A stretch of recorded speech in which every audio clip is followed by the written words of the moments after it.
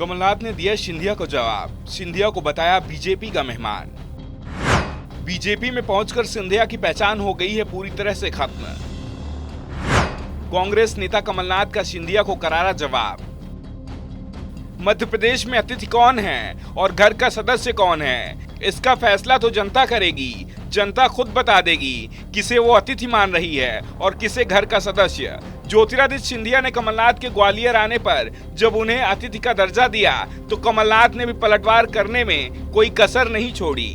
साफ है कि इस बार मध्य प्रदेश के चुनाव में कड़ी टक्कर है और कोई भी दल चुनाव जीतने के लिए कोई कमी नहीं छोड़ने वाला।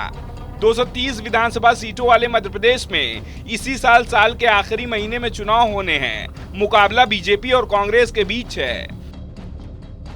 वैसे आम आदमी पार्टी ने भी सभी सीटों पर उम्मीदवार उतारने का ऐलान किया है, लेकिन अब जमीन पर नजर नहीं आ रही है। अभी तक आपका चुनाव प्रचार भी शुरू नहीं हुआ है। दूसरी ओर कांग्रेस और बीजेपी के चुनाव प्रचार का डंका पूरे प्रदेश में पिटने लगा है। दोनों ही पार्टियां ग्वालियर चंबल रीजन में खासा जोर दे रही हैं। वैसे तो इस रीजन में विधानसभा की सीट सिर्फ 34 सीट है, लेकिन ये भी साफ है कि जिस दल ने इस रीजन में जीत हासिल की उसकी सत्ता मध्य प्रदेश में आई है। 2003 से 13 तक यहाँ बीजेपी का दबदबा रहा तो 15 साल बीजेपी की सरकार प्रदेश में रही। 2018 में कांग्रेस ने ग्वालियर चंबल में जीत हासिल की तो मध्य प्रदेश में सरकार कांग्रेस की बन गई और 15 महीने की कांग्रेस सरकार के खिलाफ जब बगावत हुई तो इसी रीजन के अधिकांश विधायक बागी हुए, जिनके इस्तीफे के चलते कमलनाथ की सरकार चली गई और बीजेपी सत्ता में आ गई। उपचुनाव में बीजेपी कांग्रेस पर भारी पड़ी, जिसके बाद शिवराज सिंह चौहान की सरकार ने विधानसभा में बहुमत हासिल कर लिया। ऐसे में ग्वालियर चंबल रीजन कांग्रेस और बीजेपी दोनों के लिए महत्वपूर्ण हो गया है। कांग्रेस के लिए कुछ ज्यादा ही, क्योंकि कांग्रेस को यहां से बगावत का सामना करना पड़ा था और कमलनाथ ने इस बगावत को अपने दिल से लगा लिया है, क्योंकि बगावत का सबसे ज्यादा नुकसान उन्हें ही हुआ था। कमलनाथ की सीएम की कुर्सी चली गई थी, 15 महीने की सरकार चली गई थी और अब कमलनाथ ने इस रीजन पर अपना फोकस बढ़ा दिया है। कमलनाथ ने कांग्रेस नेताओं से साफ कह दिया है कि चुनाव में किसी प्रकार की कमी नहीं होनी चाहिए। जो भी जरूरत पड़ेगी उसे पूरा किया जाएगा, बस किसी तरह से मुकाबला जीतना है और 2020 में जिन लोगों ने बगावत की उन्हें सबक सिखाना है। ग्वालियर पहुंचे कमलनाथ ने बीजेपी पर तंज कसते हुए कहा,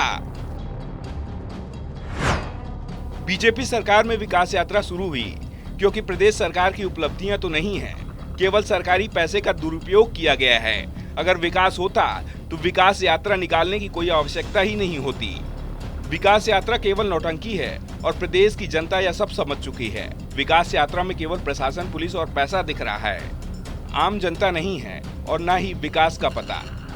जब हमने सरकार संभाली थी तो हमारा प्रयास था कि मध्य प्रदेश की पहचान बदलेंगे। कांग्रेस सरकार ने 27 लाख किसानों के ऋण माफ किया, 100 रुपए में 100 यूनिट बिजली दी। कमलनाथ ने शिवराज सिंह चौहान सरकार के खिलाफ जमकर निशाना साधा।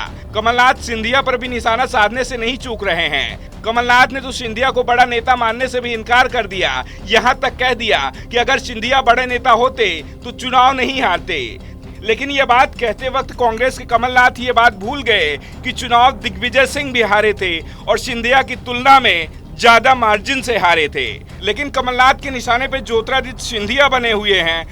कमलनाथ ने कहा कि अगर सिंधिया के नाम पर ही वोट मिलता तो फिर ग्वालियर नगर निगम में मेयर बीजेपी का होना चाहिए था, लेकिन जनता ने बता दिया कि वो किसके साथ है। सिंधिया के अतिथि वाले तंज पर कमलनाथ ने कहा, ग्वालियर चंबल क्षेत्र के लिए अतिथि कौन है कौन नहीं, इस बात का फैसला जनता करेगी। हमने हाल ही में ग्वालियर और मुरैना में महापौर का चुनाव जीता है। बीजेपी में सिंधिया जी की क्या स्थिति है यह मुझे नहीं पता।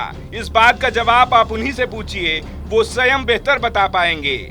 मेरे संबंध उनके माधवराज सिंधिया के समय से हैं। हमारा एक दूसरे के घर पर आना जाना है, पर अब उनके राजनीतिक विचार बदल गए हैं। आज उनसे हमारे राजनीतिक विचार भिन्न हैं।